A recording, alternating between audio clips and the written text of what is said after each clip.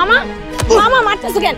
মামা মামা মারতেছ কেন? মামা ও মারো না তো কি করুন তোরে? এই তোর কানের ভিতরে যায় নাই? আমি তো তোর কইয়া গেছিলাম তুই আমার লেগে রাইন্দা রাখবি। রান্ধুস তাই কেন? মামা আমি কি রান্না করব? বাড়িতে তো কিছুই নাই। আমি তোমার অনেক আগেই কইছিলাম মামা বাজার করে নিয়ে আসো, তুমি মনে হয় ভুইলা গেছো, এর জন্য আনো নাই। আমি এর জন্য কিছু রাঁধতে পারি নাই মামা। হারামজাদি তুই তুই অন্যায় করছিস তুই। আর আমারই কথা কেন মারতাছিস? হ্যাঁ কি রে? কি হয়েছে তোমার? তুমি আবার ওরে মারধর করতেছো কেন? তোমার না একদিন বলছি তুমি আর কোনো মারধর করবা না। চুপ চুপ, একটা কথা বলবি না। ছোট আছো, ছোটর মতন থাকবি। আরে তোর বড় ভাই তারেক ওই আমার কিছু কয় না, আর তুই এসে তো আমার জিগাইতে। এই যে শুনুন, আপনি একটা মেয়ের গায়ে এভাবে হাত তুলতে পারেন না। আচ্ছা, আপনার ভেতরে কি বিন্দু পরিমাণ মায়া নেই? কিরে এটা আবার কারে নিয়ে এসোস? ওরা তো দরদ উতলায় উঠছে, তুমি কেটা বাবা? আমার বাইক নিয়ে লিখে তোমার দরদ উতলায় উঠছে। আমার বন্ধু, ওর নাম সৈকত, রসুলপুর থেকে আসছে। রসুলপুর থেকে আইছে ভালো কথা, তোর বন্ধু তোর লগে রাখ, কিন্তু ওরা ভালো মতন বুঝায় দে আমার বাইক নিয়ে যাতে কোনো কথা না কয়। কেন কথা বলতে পারবো না? দেশের সাধারণ নাগরিক হিসেবেও আমি কথা বলতে পারি, কারণ অন্যায় সহ্য আমি কখনো করিনি আর করবো না। আপনি আজকের পর থেকে এই মেয়েটার গায়ে কখনো হাত দিবেন না। বাবা বাবা বাবা, হ্যাঁ এইটা আবার কোন মাতবর দেখতাছি? আমি বলে আমার বাইকনির উপর অত্যাচার করতে পারবো না, আমার বাইকনির অত্যাচার করলে তোমার তো চলতেছে কেন? হ্যাঁ দেখুন, মানবতা বলতেও কিন্তু একটা কথা আছে। আমি মানবতার খাতিরে হলেও এই কথাটা বলতে পারি যে আপনি এই মেয়েটার গায়ে কখনো হাত দিবেন না, আর ভবিষ্যতে কখনো যদি ওনার গায়ে হাত তোলার চেষ্টা করেন আমি আইনের আশ্রয় নিতে বাধ্য হব। ঠিক আছে ঠিক আছে, এখন না কিছু কইলাম না, আবার ধন সুযোগ পাবো না আবার পিটামু। তুমি কতক্ষণ রাখবা চোখে চোখে? মাত ভরি। ভাইয়া তুমি মামাকে কেন আটকাতে গেলে? তুমি জানো না মামা কেমন মানুষ? আজকে না হয় তুমি মামাকে আটকালে, কিন্তু মামার হাত থেকে কতদিন বাঁচাবে? প্রতিদিনই মামা এরকম আমার গায়ে হাত তোলে, পান থেকে চুন ঘষলেই আমার গায়ে হাত তোলে। তুমি চলে গেলে আবার আমাকে মারবে। দিনের পর দিন একটা মানুষ আপনার উপরে অত্যাচার করছে আর আপনি মুখ বুজে সহ্য করছেন। দেখুন, প্রতিবাদ করতে জানতে হয়। আপনি যখন শক্ত হবেন তখন সে আপনার সাথে কোনো খারাপ আচরণ করবে না। কথায় আছে না, শক্তের ভক্ত নরমের জম। এর জন্য সবসময় প্রতিবাদ করবেন। কেউ অন্যায়ভাবে আপনার সাথে খারাপ আচরণ করলে তার প্রতিবাদ করতে শিখবেন। আমি হলাম এতিম মানুষ, আমার বাবা মা কেউ নেই। আমি ছোটবেলা থেকে মামার কাছে মানুষ। আমি কি করব বলেন তো?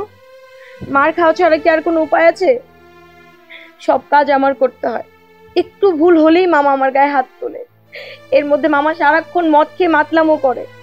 ওনার মাথায় কি কোনো সেন্স কাজ করে? উনি কখন কার সাথে কি ওনার মাথায় কি কোনো সেন্স কাজ করে? উনি কখন কার সাথে কেমন ব্যবহার করে? আচ্ছা ঠিক আছে সৈকত, চল বাড়িতে যাই।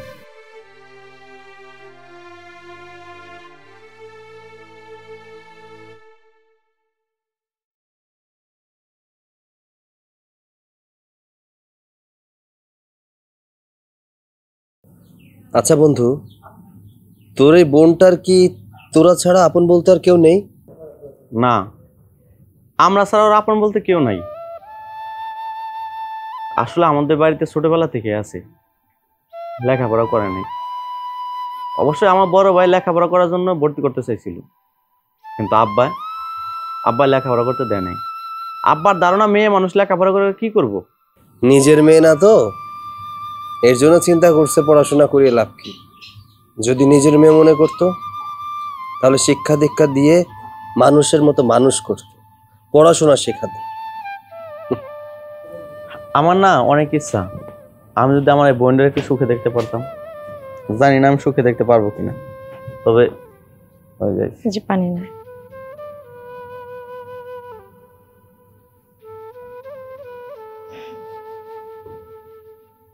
ভাইয়া তুমি আমার সুখের কথা চিন্তা করতেছো তাই না?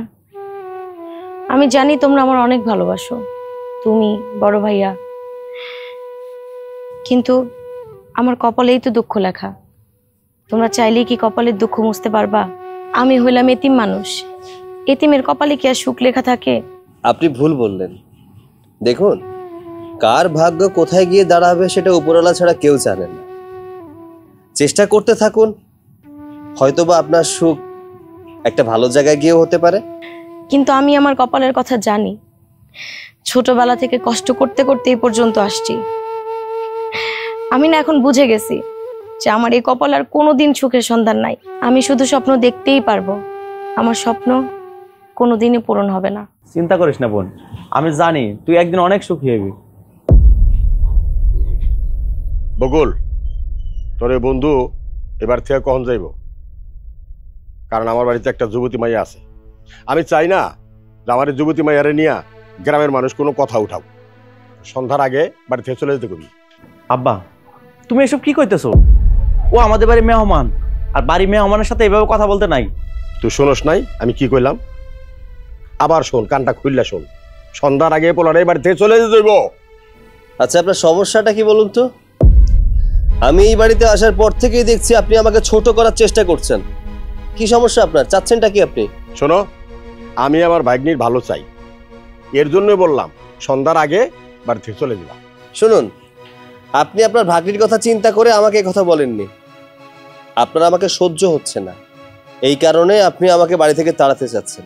আপনি যদি আপনার ভাগ্নির কথাই চিন্তা করতেন তাহলে নিশ্চয়ই আপনার ভাগ্নির সাথে আপনি খারাপ আচরণ করতেন না। সত্যি কথা বলতে কি আপনি জানেনই না একটা মেয়ে মানুষকে কি করে সম্মান করতে হয়। এই বলাই, মুখ সামলা কথা কো। আমার ভাগ্নির সাথে কিভাবে আচরণ করতে হইব না করতে হইব তোমার কাছে শিখতে হইব আমার। এতক্ষণ আপনার সাথে আমি অনেক ভদ্রভাবে কথা বলেছি। যাই হোক, আমি তো এবারে মেহমান। আপনাদের ফ্যামিলিগত বিষয় নিয়ে কথা বলার এখনো আমার কোনো অধিকার নেই। যদি সে অধিকারের জায়গাটা তৈরি করতে চাই বা তৈরি করতে পারি, তখন তো নিশ্চয়ই কথা বলতে পারবো। আচ্ছা বন্ধু, আমি একটা সিদ্ধান্ত নিয়েছি। আমি যদি তোর বোনকে বিয়ে করতে চাই, তোদের কোনো আপত্তি আছে কি? এইসব আপনি কি বলছেন? আপনি আমার মতো একটা এতিম মেয়েকে বিয়ে করবেন? হ্যাঁ, আমি আপনাকে বিয়ে করতে চাই। আপনাকে আমি একটা সুখী জীবন দিতে চাই, যে জীবনে থাকবে না কোনো অত্যাচার, অবিচার। আমি এখানে আসার পর থেকে দেখছি আপনার উপরে কতটা অত্যাচার হচ্ছে, অবিচার হচ্ছে। তাই একটা অসহায় মেয়ের সাথে এতটা খারাপ আচরণ আমি দেখতে পাচ্ছি না। তাই আমি সিদ্ধান্ত নিয়েছি আমি আপনাকে বিয়ে করব। দাও কি কয় না কয়। আরে শোনো, তুমি চাইলেই কি আমার ভাগ্নিরে তোমার হাতে তুলে দিমু? আমি আপনার ভাগ্নিকে বিয়ে করতে চাই। বলুন, তার বিনিময়ে আপনাকে কি দিতে হবে? ভালো কথা জিজ্ঞাসা। আচ্ছা ঠিক আছে, আমি যদি আমার ভাগ্নিরে তোমার হাতে তুলে দেই, তাহলে তুমি কি আমার 5 লাখ টাকা দিতে পারবা? আসলে যার মন মানসিকতা যতটুকু, তার চাহিদাও ততটুকু। মাত্র 5 লক্ষ টাকা? আপনার ভাগ্নির জন্য আমি 50 লাখ টাকা দিতেও রাজি ছিলাম। ঠিক আছে, আমি আপনাকে 5 লাখ টাকাই দিব। এবার তো আর বিয়ের জন্য কোনো আপত্তি থাকবে না? কোনো সমস্যা নাই, কোনো সমস্যা নাই।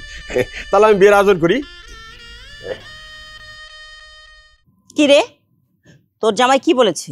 তোকে কবে নিতে আসবে? মা, তোমার জামাই বলছে আমাকে আর কোনদিন নিতে আসবে না। আমি একা আসছি, আমাকে একাই যেতে হবে। কি বললি তুই? তোর জামাই না অনেক বাড়াবাড়ি করছে। এতটা বাড়াবাড়ি করা মোটেও উচিত হচ্ছে না ওর। তোমাকে আমি আগেই বলছিলাম এই ছেলের সাথে তুমি আমাকে বিয়ে দিও না। না, তখন তো তুমি আমার কথা শোনো নাই। এখন বোঝো, তখন তো তুমি আমার কথা শোনো নাই। তখন তো আমার কথা না শুনে তুমি আমাকে ওই ছেলের সাথে বিয়ে দিয়েছো। তুমি কি করে ওর সাথে আমাকে বিয়ে দিলে বলো তো মা? ওর সাথে সংসার করতে গেলেই আমার অনেক রাগ হয়, আর ইচ্ছে করে আমি ওর সংসারে আগুন লাগিয়ে দিই। কত বড় বড় জায়গা থেকে আমার সম্বন্ধ আসছিল, কই তখন তো আমাকে বিয়ে দিলে না। বিয়ে তো দিলে শেষ পর্যন্ত একটা ভিখারির সাথে। শোন, মেয়েদের বিয়ের পর সংসার করতে হলে শ্বশুর শাশুর সাথে একটু মিলেমিশে থাকতে হয়। গরিব ঘরে বিয়ে দিয়েছিলাম তোকে, ভাবছিলাম তুই ওই ছেলেটাকে ম্যানেজ করে থাকতে পারবি, কিন্তু না, তুই না কিছুই পারলি না জীবনে। মা, এই আমার মা সালাম করো। দাঁড়া সৈকত, তুই কাকে সালাম করতে বলছিস? মেয়েটা কে? মা, ওকে আমি বিয়ে করেছি, ও তোমার বৌমা। তুই বিয়ে করেছিস মানে? আমি বুঝিনি, আবার বলতো কি বলছিস? ইয়ে মানে মা, আসলে তোমাকে না জানিয়ে বিয়েটা করে ফেলেছি, এর জন্য দুঃখিত। তবে যেহেতু বিয়ে করেছি ও তোমার বৌমাই মা। আয় মেয়ে আয়, তোমার বংশ পরিচয় কি? তোমার বাবার নাম কি? আসলে আমার বংশ পরিচয় দেওয়ার মতো কোনো পরিচয় নেই। আমার বাবা মা কেউ নেই, আমি এতিম। আসলে মা আমার আপন বলতে তেমন কেউ নেই, একটা মামা আর আমার ভাই আছে। কি বললি তুই? একটা এতিম মেয়েকে বিয়ে করে তুই এই বাড়িতে নিয়ে এসেছিস? সৈকত, এই মেয়েটাকে বিয়ে করার আগে তুই একটা বারও চিন্তা করলি না এই বাড়ির বউ হওয়ার যোগ্য কিনা? মা, আমি তোমার কষ্টটা বুঝতে পারছি। তোমাকে না জানিয়ে একটা বংশ পরিচয়হীন একটা মেয়েকে বিয়ে করেছি। তবে মা, মেয়েটা ভালো, আমার ওকে পছন্দ হয়েছে। ওর আচার ব্যবহার আমার পছন্দ হয়েছে। ওকে আমি ছোটবেলা থেকে চিনতাম। ওর ভাইয়ের সাথে আমার বন্ধুত্বপূর্ণ সম্পর্ক অনেক আগে থেকে। সেই সূত্র ধরে ওর সাথে যখন আমি কথা বললাম, আমার ওকে মনে ধরেছে, তাই সরাসরি বিয়েটা করে ফেলেছি মা। বুঝলাম, ওর প্রতি তোর একটা মায়া জন্মেছিল, তাই বলে ওকে তো বিয়ে করে নিয়ে আসতে হবে এই বাড়িতে? হ্যাঁ, তুই যদি আমাকে বলতিস ওকে এই বাড়িতে জায়গা দিতে হবে, আমি ওকে কাজের মেয়ে হিসেবে জায়গা দিতে পারতাম। শোন সৈকত, কোনো এতিম মেয়ে এই বাড়ির বউ হওয়ার যোগ্যতা রাখে না। তুই এক্ষুনি এই বাড়ি থেকে ওকে বের করিয়ে দে। মা, তুমি খুব ভালো করেই জানো আমি অন্যায়কে কখনো প্রশ্রয় দেই না বা অন্যায় করিও না। যেহেতু আমি ওকে বিয়ে করে ফেলেছি, ও আমার বউ, আর স্বামী যেখানে থাকে স্ত্রী সেখানেই থাকে। তো আমি যেহেতু এখানে থাকি, আজ থেকে ওর স্থান এখানে। বাপরে, চলো ভিতরে চলো।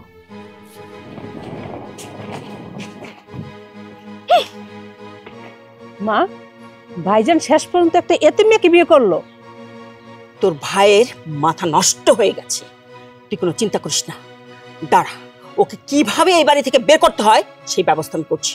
চল ভেতরে চল। নেশার লাডিম ঝিম ধরেছে চোখের পাতায় কিরে, এদিকে যা। আরে কিরে, আমি যেদিকে যাই তুই ওদিকে যাস কেন? এই তোরে কি আমার পোলায় পাহারাদার রাখছে? হ্যাঁ, আমার রাস্তায় যেতে বাধা করবি? সর সর এদিকে, নালে কিন্তু তোরে সরবি না। বুঝছি, তুই না সর, আমি যাই। আমার জামাই আমারে কত দামি মদ কিনার টাকা দিছে, খাইছি। খাবি একটু, খাবি? হ্যাঁ, নে একটু খা, দেখ দেখ মজা না? তুই থাক, আমি যাই। হ্যাঁ, নেশার লাদিম ঝিম ধরেছে চোখের পাতায় রং লেগেছে। এখন কোন দুঃখ নেই। এই গাছ, হ্যাঁ গাছ আমার পাহারা দেয়। কত বড় সাহস! আমার জামাই আমার এত দামের মদ দিছে, এটার সহ্য হইতেছে না। কেনা কেনা, কে কে কে তুমি? হ্যাঁ, তারেক না? আজকেও তুমি মদ খেয়ে বাড়িয়ে তাইছো? আরে হাতে গরম গরম টাকা পাইছো, অমনি তুমি মদ খাইছো?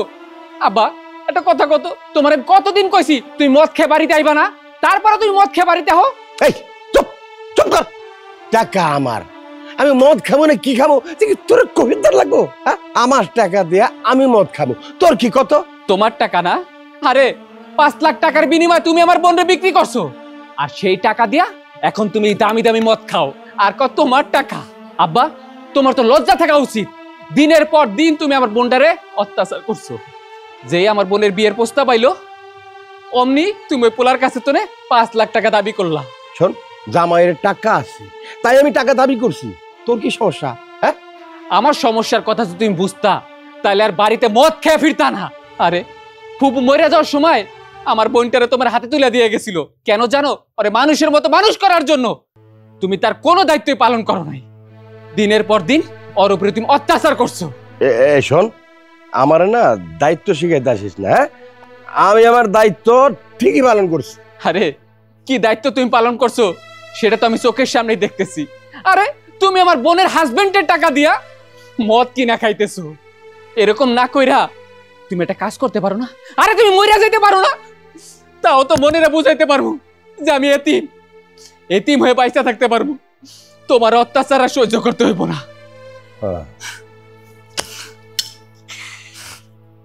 হারামজাদা কইলো কি? হ্যাঁ, আমারে মরতে কইলো? আমি মরে যাবো গা?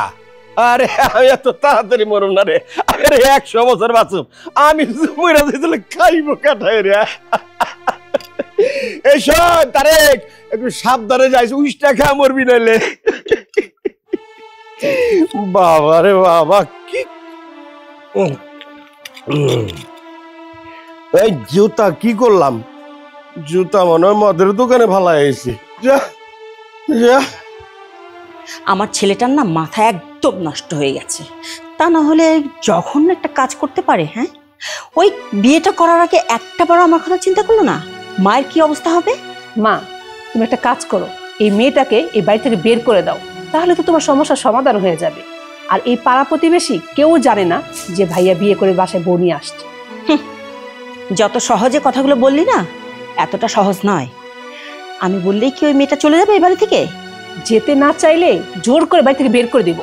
হ্যাঁ, আমরা মেয়েটাকে জোর করে ঘাড় ধাক্কা দিয়ে বের করে দিই, তারপর সৈকত এই বাড়ি থেকে সারা জীবনের জন্য চলে যান। তুই তো এটাই চাচ্ছিস, তাই না? তাহলে মা, তুমি কি করতে চাচ্ছ? কিছু তো একটা করতে হবে, দেখি কি করা যায়। এই ছোট লোকের বাচ্চা, এখানে কি চাস তুই? কেন এখানে এসেছিস? হ্যাঁ মা, আমি জানি আপনাদেরকে না জানিয়ে বিয়ে করে অনেক বড় ভুল করেছি। মা, আপনারা আমাদের সব ভুল ক্ষমা করে আমাদেরকে মেনে নেন না।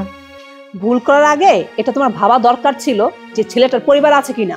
তোমার ভাই আমাকে হঠাৎ করে বিয়ের প্রস্তাবটা দিল তো, তাই আর ভাবার সময় পাইনি।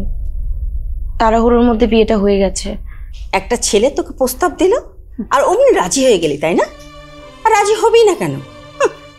যখনই দেখলি ছেলেটা অনেক টাকা পয়সা আছে আর অমনি লোভাতুর বিড়ালের মতো রাজি হয়ে গেলি না?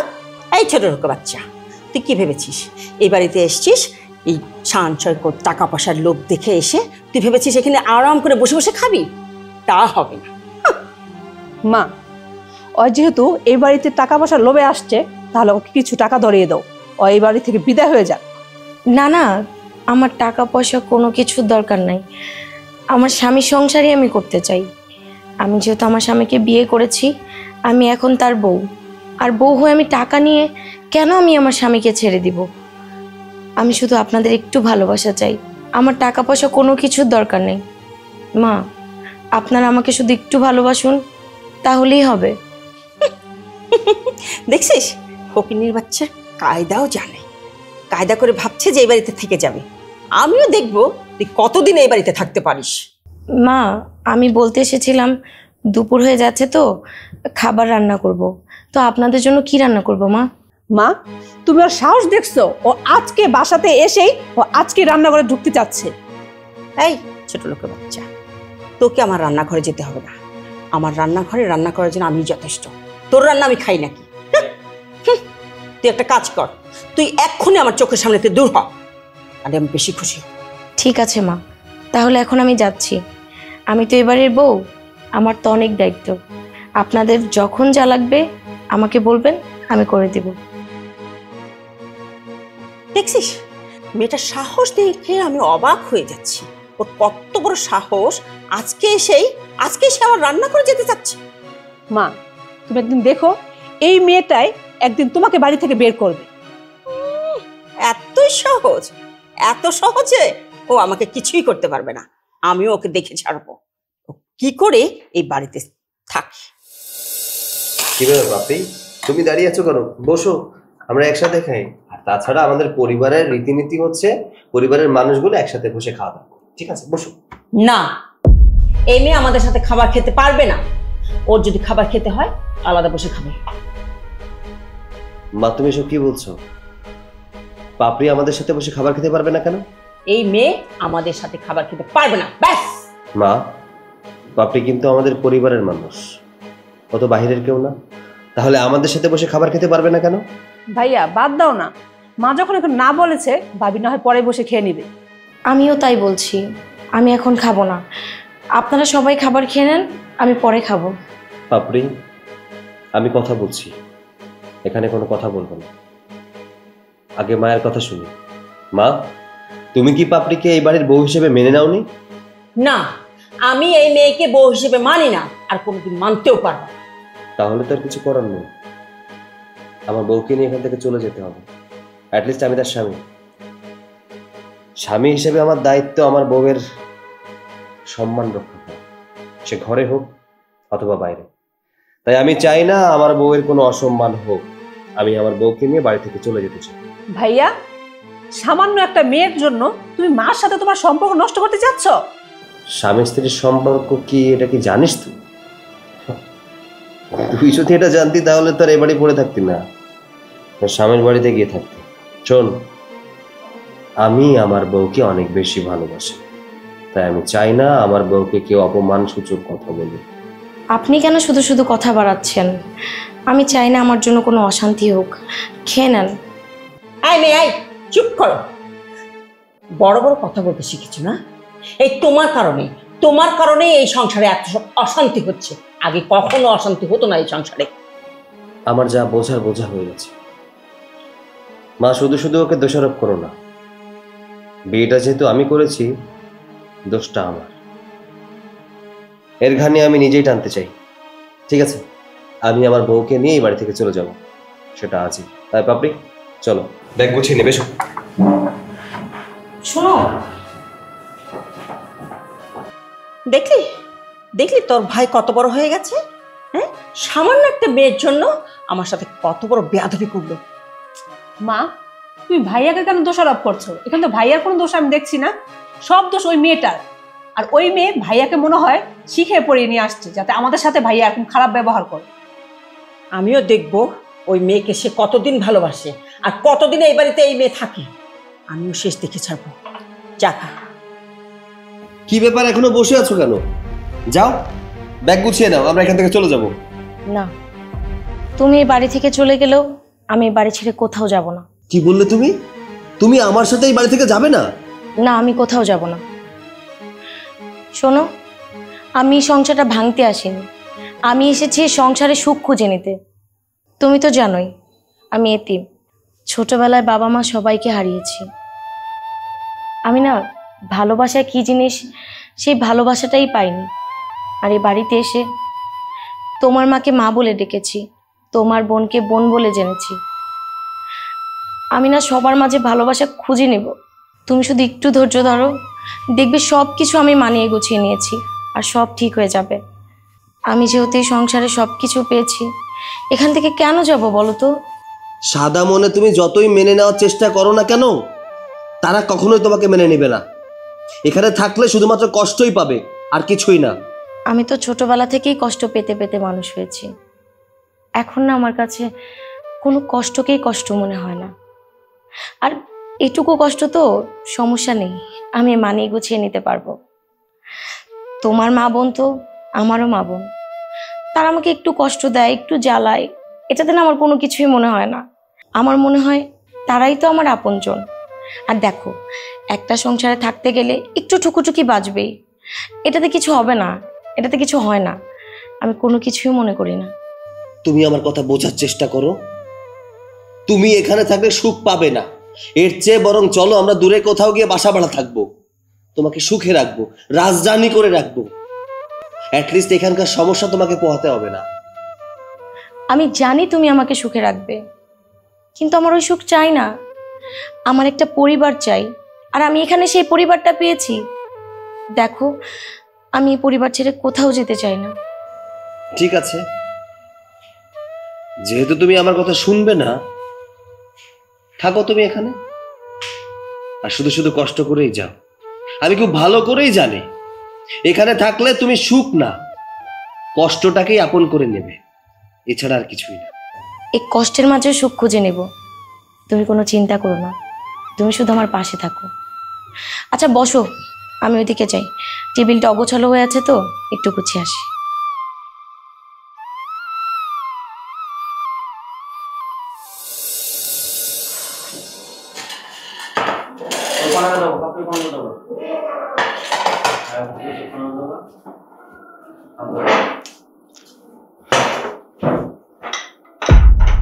কি ব্যাপার, আপনি কি?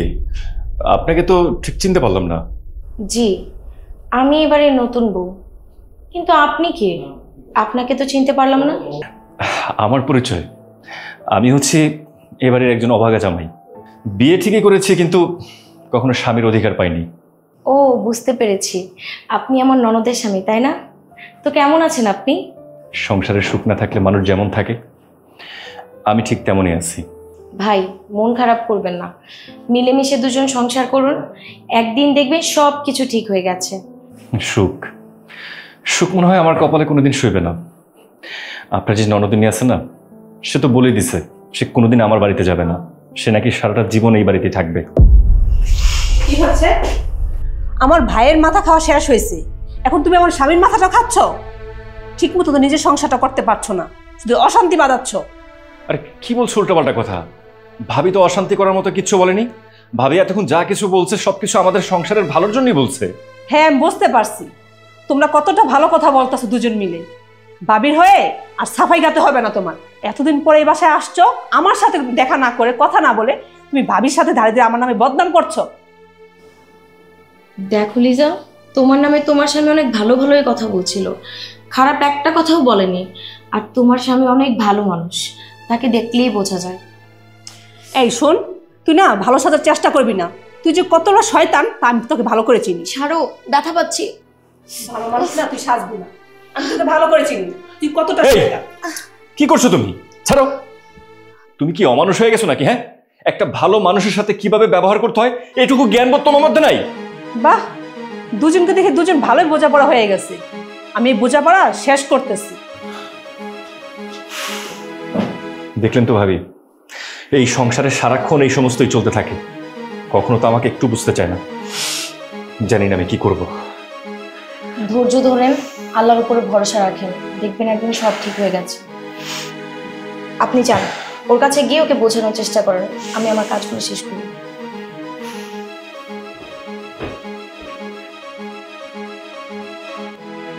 বস। মা, ওদিকে কি হচ্ছে তুমি কি জানো? তোমার ছেলের বউ আমার স্বামীর মাথাটাকে চিবিয়ে খাচ্ছে। আরে বাবা, কি হয়েছে খুলে বল। তুই যদি কিছু না বলিস আমি বুঝবো কিভাবে? আমার স্বামী আসছে এই বাড়িতে, এতদিন পরে এই বাড়িতে আসছে, উনি আমার সাথে দেখা না করে ভাবির সাথে দাঁড়িয়ে দাঁড়িয়ে আমার নামে বদনাম করছে। মা, তুমিই বলো, এসব কি মানা যায়? কি বললি? ওই ফকিন্নি বাচ্চাটা কোথায়? ওকে কর্নে ধরে নিয়ে আসলি না কেন? এতদিন পরে এসে নাটক করতেছে না? মা, তোমাকে আমি আগেই বলেছিলাম ওই মেয়েটাকে বাড়ি থেকে বের করে দাও। না, তুমি তো আমার কথা শুনতে রাজি না। তুমি দেখো, এই মেয়েটার জন্য একদিন এই সংসারটা আস্তে আস্তে নষ্ট হবে, সংসারে আগুন ধরবে। এত সহজ আমার সংসার আগুন ধরাবে? এত সাহস তুমি কাউকে দেবো না। এই সংসারটা আমার, এই সংসারের রাজত্ব শুধু আমার, অন্য কারো না, কথাটা মনে রাখিস। ওয়ালাইকুম আসসালাম। তার আগে তুমি বলো, তুমি আমার মেয়ের নামে ওই মেয়েটার কাছে বদনাম করছিলে কেন? এত বড় সাহস তুমি কোথা থেকে পেলে? মা, আপনার মেয়ে হয়তো বা আপনাকে ভুল বুঝেছে, আর ভাবিকেও মারধর করছে। আর আমি তো কোনো বদনাম করিনি, জাস্ট এমনি কথাবার্তা বলছিলাম। হ্যাঁ, আমি যখন ভাবিকে মারছিলাম তখন তো ভাবির জন্য আপনার দরদ উতলে উতলে পড়তেছিল, আমি তো তখন দেখতে পাইছি। দেখো, অন্যায়ভাবে একটা মানুষকে মারলে, অপমান করলে যে কোনো কারো দরদ উতলে উঠবে, এখানে তো দোষের কিছু না।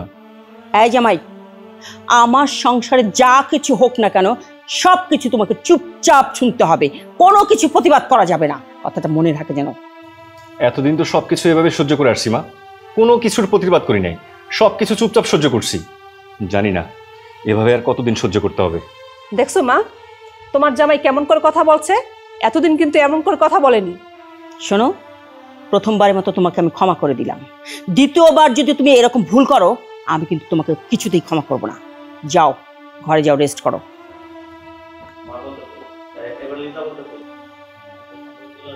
মা, সবকিছু হয়েছে কিন্তু ভাবির জন্য, তোমার কিন্তু কিছু একটা করা উচিত। আর দিন যাচ্ছে আর ভাবির সাহস কিন্তু দিন দিন বেড়ে যাচ্ছে। আরে বাবা থাম তো, তুই এত চিন্তা করিস না, আমি একটা কিছু করছি তো, দেখ শুধু তুই। শোনো, আমি তোমাকে নিতে আসছি, মা তোমাকে নিয়ে যেতে বলছে। যে সংসার তোমার মা আছে সেই সংসার আমি যেতে পারবো না। তুমি যদি আমাকে নিয়ে আলাদা থাকতে পারো তাহলে আমি তোমার সাথে সংসার করবো, না হলে আমি তোমার সাথে সংসার করবো না। দেখো, আমার মা তো তোমার কাছে বেশি কিছু চাচ্ছে না, সে শুধু চাচ্ছে যে তুমি আমার সংসারে গিয়ে তার সাথে মিলেমিশে একটু একসাথে সংসার করো। আমি না একটা জিনিস কিছুতেই বুঝতে পারি না, আমার মায়ের সাথে মিলেমিশে সংসার করলে তোমার কি এমন সমস্যা? দেখো, আমি তোমার মায়ের সাথে মিলেমিশে সংসার করতে পারবো না। তুমি যদি আমাকে নিয়ে একা থাকতে পারো আমি তাহলে তোমার সংসার করব, আর না হলে তুমি আমাকে তালাক দিয়ে দাও। আমি না বুঝি না, তোমার একটু পর পরে একই কথা বারবার মুখে আসে, তালাক তালাক তালাক। আচ্ছা বলো তো, তালাক দিলে কি সবকিছু সমাধান হয়ে যাবে? হ্যাঁ, তালাক দিলে সবকিছু সমাধান। তারপর আমি তোমার মতো একটা অদ্ভুত লোকের সাথে আমি থাকতে পারবো না। কি হয়েছে?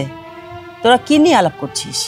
তোমার জামাই আমাকে নিতে আসছে, আমি ওকে বলে দিয়েছি ও যদি ওর মার কাছ থেকে আলাদা হতে পারে তাহলে আমি ওর সংসার করবো, নাহলে আমি ওর সংসার করবো না। হ্যাঁ, আমার মেয়ে তো ঠিক কথাই বলছে। তোমার মাকে আগে আলাদা করো। তোমার মা যে সংসারে আছে সে সংসারে গিয়ে আমার মেয়ে গিয়ে সংসার করতে পারবে না। আগে তোমার মাকে আলাদা করো, তারপর আমার মেয়েকে নিয়ে যাও।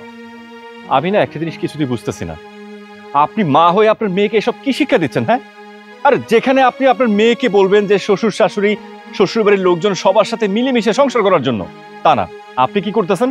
আপনার মেয়ের সংসার ভাঙার জন্য মেয়েকে একদম রীতিমতো উস্কানি দিচ্ছেন। কি ব্যাপার, তোমার কি মনে হয় আমার মেয়ে যে তোমার মার সেবা করবে, তোমার ওই বয়স্ক মাকে রান্না বান্না করে খাওয়াবে? আমার মেয়ে এগুলো করতে পারবে না। তুমি যদি আমার মেয়েকে নিয়ে সংসার করতে চাও তাহলে তোমার মাকে আলাদা করে দাও।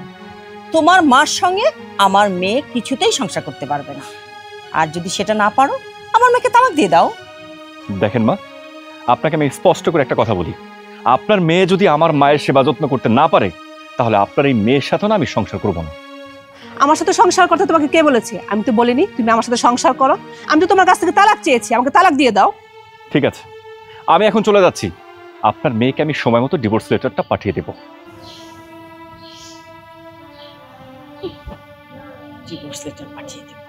আমি ভয়ে একদম আটকে গেলাম। তুই চিন্তা করিস না, ওরকম জামাই চলে গেছে তো কি হয়েছে? ওরকম হাজারটা জামাই আমি তোর জন্য নিয়ে আসতে পারবো। চল ঘরে চল, দুঃখ করিস না।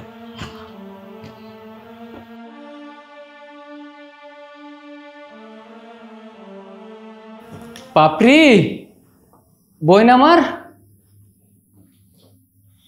পাপড়ি। ভাইজান কেমন আছো তুমি? ভালো আছো? আমি ভালো আছি। ভালো আছি আমি। ছোট ভাইয়া কেমন আছে? হ্যাঁ, ও অনেক ভালো আছে।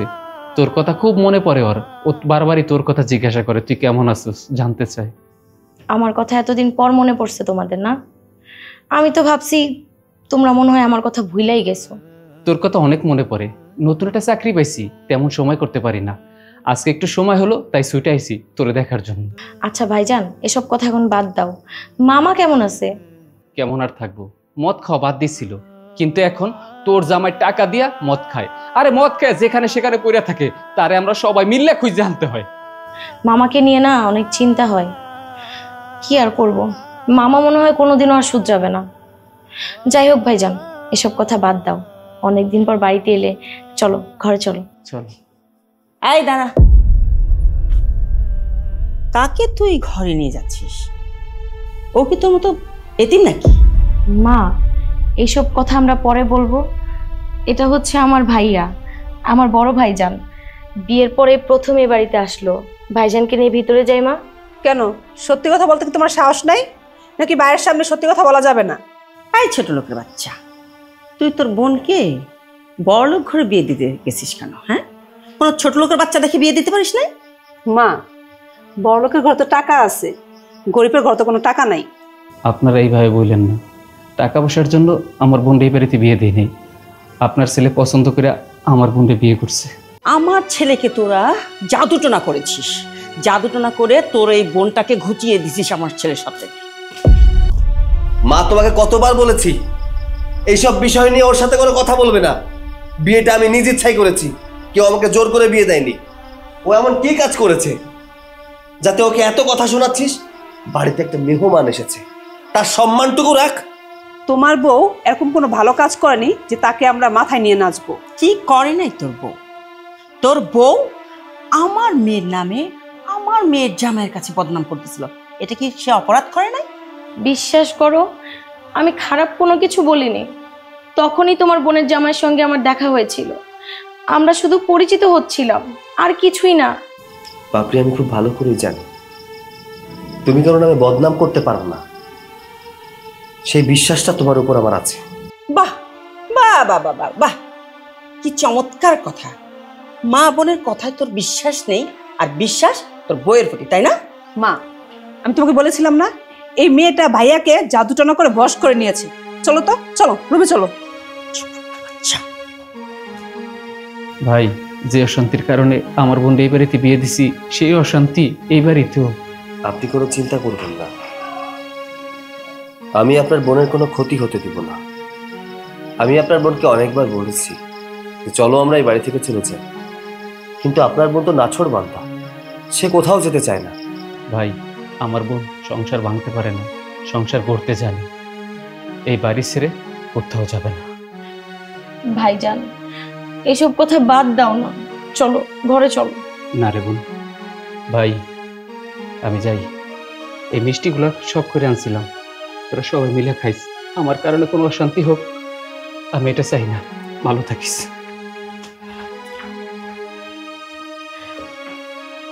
আমার ভাইয়া এতদিন পর আমাকে দেখতে আসলো, আর তোমার বাড়ির লোকজন আমার ভাইয়াকে এভাবে অপমান করলো। আমি বলেছিলাম না তোমাকে একদিন, আমার এই কপালে দুঃখ দুঃখই থাকবে, কোনোদিন সুখের মুখ আমি দেখবো না।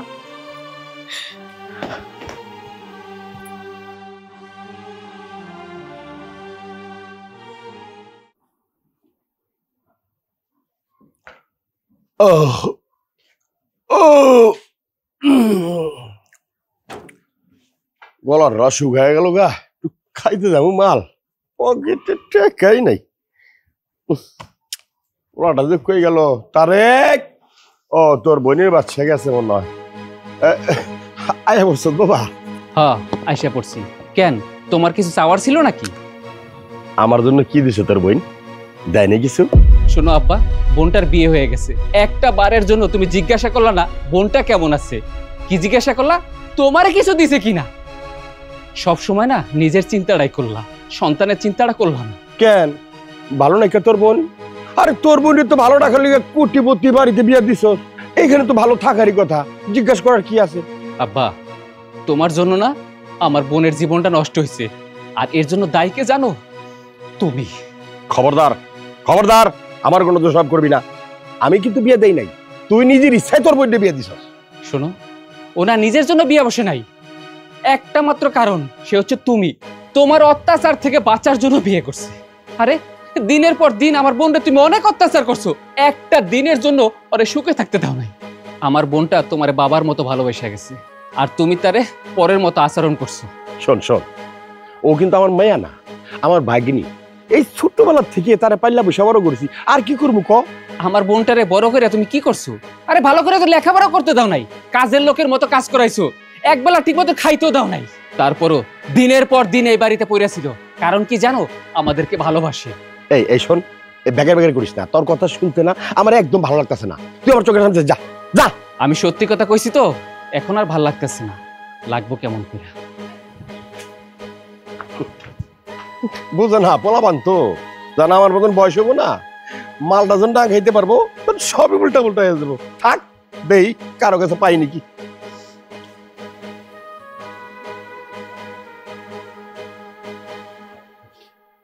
কি গো, কি ব্যাপার, তুমি এখানে দাঁড়িয়ে আছো কেন? মা না 2 দিন ধরে আমার লগে কোনো কথাই কইতেছে না, আমার হাতের কোনো রান্নাও খাইতেছে না, আমার না কোনো কিছুই ভাল লাগতেছে না। এদিকে সাহসও পাইতেছে না যে মায়ের ঘরের দিকে একটু যাবো। তুমি কি মার লগে আমার একটু কথা কয়ে দিবা? আমি কি মার কাছে যাবো? এই তোমার কি মাথায় সমস্যা নাকি?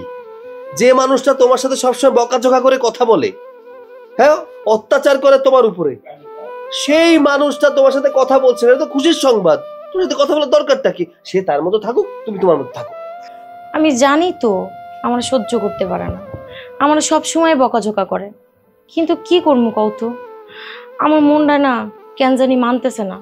সারাক্ষণ মনে হইতেছে যে মারে তো আমি কত ভালোবাসি, মা আমার দেখতে না পারুক।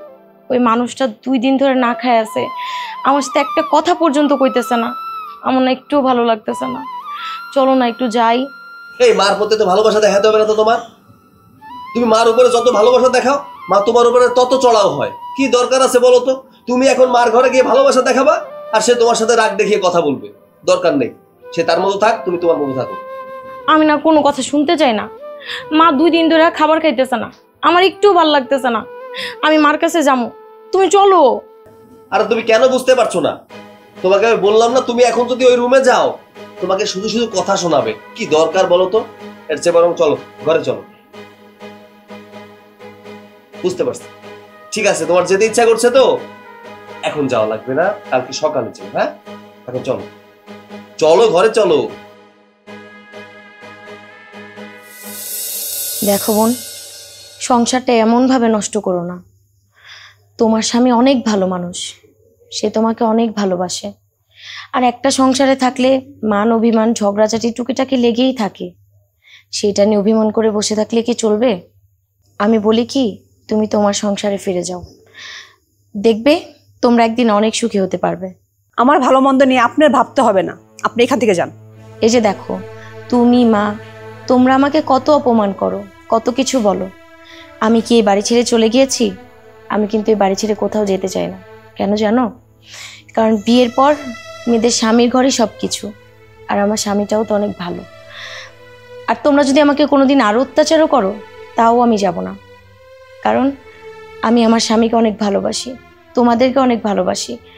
আমি মনে করি তুমি আমার বোন আর তোমার মা আমার মা। আমি যেমন তোমাদেরকে আপন করে নিয়েছি, তুমিও তোমার স্বামীর বাড়ির লোকজনকে আপন করে নাও, দেখবে সংসারে অনেক সুখ এসেছে। আচ্ছা, আপনি আমাকে এ বাড়ি থেকে কেন বের করতে চাচ্ছেন? তোমার লাভ কি? দেখো বোন, আমার কোনো লাভ নেই, আমি যা বলছি তোমার ভালোর জন্য। কেন তোকে বের করে দিতে চাচ্ছি বুঝতে পারছিস না? তুই এই বাড়ি থেকে চলে গেলে পুরো বাড়িটার রাজত্ব একা করবে, বুঝিস না তুই? মা, এটা আমার বাবার বাড়ি আর আমি এখানেই থাকবো। বোন, আমি কিন্তু তোমার ভালোর জন্যই বলেছি, আমি কিন্তু আমার ভালোর জন্য বলিনি। এই হারামজাদি ইচ্ছা মতো মার, এমন করে মারবি যেন ওর শিক্ষা হয়ে যায়, সময় মতো শিক্ষা পাবে। মা, তুমি আর লিজা মিলে কি শুরু করেছো? আরে ও তো মানুষ, তাই না? রক্তে মাংসে গড়া একটা মানুষ। তোমরা যেভাবে ওকে মারছো, একটা গরু ছাগলকেও এভাবে কেউ মারে না। বা ওর তো কষ্ট হয়, একটু বোঝার চেষ্টা করো। আরে এই মেয়ের কষ্ট দেখে আমাদের কি করার আছে? আমাদের তো কিছু করার নেই। তোমার বউ কেন আমাদের মাঝখানে কথা বলতে আসে? তোমরা ঠিক বলেছো, দোষটা আসলে ও। কি প্রয়োজন ছিল তোমার? হ্যাঁ, প্রত্যেকটা মানুষকে নিয়ে সুখে থাকতে চেয়েছিলে না? এখন দেখো পরিণাম কি হয়েছে। মা, ওর দোষ এটাই, ওই পরিবারের প্রত্যেকটা মানুষকে আপন করে দিয়েছিল। ও তো এতিম মানুষ, বাবা মার ভালোবাসা কখনো পায়নি।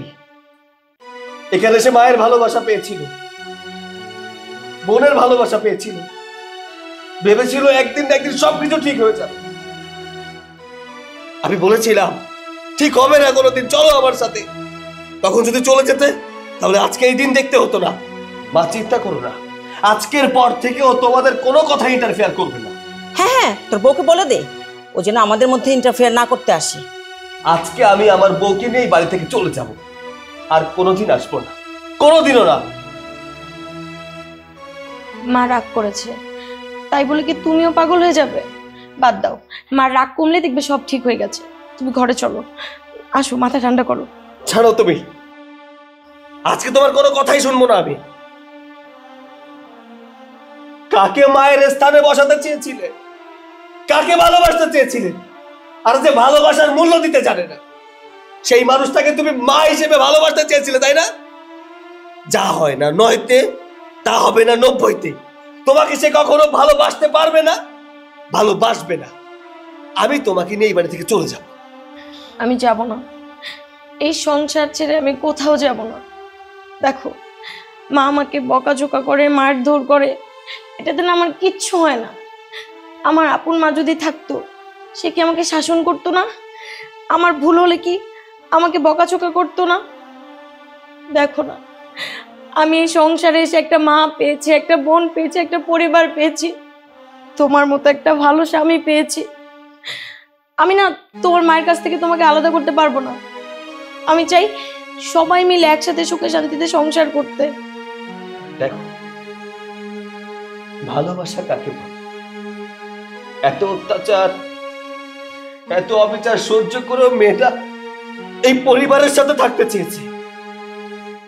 সেই মানুষটাকে কিভাবে তুমি এই বাড়ি থেকে চলে যেতে পারো? কিভাবে এই মানুষের সাথে খারাপ আচরণ করো? ভালোবাসা শেখো, শেখার কোনো শেষ নেই মা। তুমি ভাবতে পারো তোমার বয়স হয়ে গেছে, তুমি অনেক কিছু জানো। এটা কি ভালোবাসা বলে? কাউকে ভালোবাসলে মা মন থেকে বাসতে হয়। এই মেয়েটাই পরিবারের মানুষটাকে নিজের করে নিয়েছে, আপন করে নিয়েছে, তাই এতটা অত্যাচার সহ্য করেও এই মানুষটা এই বাড়িতে পড়ে আছে। যতটা অত্যাচার তোমরা দুজনে মিলে ওর সাথে করেছো না, তার সামান্য অত্যাচার যদি তোমার মেয়ের সাথে করতে, এই বাড়ি থেকে অনেক আগেই চলে যেত। শোনো না, এইসব কিছু বাদ দাও মা। আমি না আপনাদের একটা খুশির খবর দিতে আসছিলাম। কি কি বললে তুমি? মা, আপনি দাদি হবেন। এই সংসার আলো করে আমার সন্তান দুনিয়াতে আসতে যাচ্ছে। তুমি বাবা হবে। তুমি আমাকে এই খুশির সংবাদ আগে কেন বলোনি? আরে তোমার তো এখন কোনো কিছু চিন্তা করা যাবে না, কোনো স্ট্রেস নেওয়া যাবে না, বিশ্রাম করতে হবে। চলো ঘরে চলো, এসো আমার সাথে। বৌমা দাঁড়াও, তুমি আমাকে এত বড় একটা খুশির খবর দিলে। তুমি আমার মেয়ে হতে চেয়েছো না? আজ থেকে তুমি আমার মেয়ে। তোমার উপর আর আমার কোনো অভিযোগ নেই। আমি দাদি হতে চলেছি, এর চেয়ে বড় খুশির আর কি হতে পারে? মা, তুমি এগুলো কি বলছো? তুই চুপ কর। বৌমা আমাদেরকে এত বড় একটা খুশির সংবাদ দিচ্ছে, আর আমি বৌমার উপর রাগ করে থাকবো কি করে? হ্যাঁ শোন, বৌমার মতো ভালো মেয়ে হয়ই না। আমি একটা কথা বলি, তুই আজই চলে যাবি শান্তর সঙ্গে। তুই আর এখানে থাকবি না, এই বাড়িতে তুই আর এক মুহূর্তেও থাকবি না। তোর সংসারে তুই চলে যা। আমার বৌমাকে নিয়ে আমার দাদু ভাই আসবে, আমি সুখে সংসার। হ্যাঁ যা, রেডি হ, যা। দাঁড়া বোন, শোন, এই বাড়িতে নতুন একটা খুশির সংবাদ এসেছে।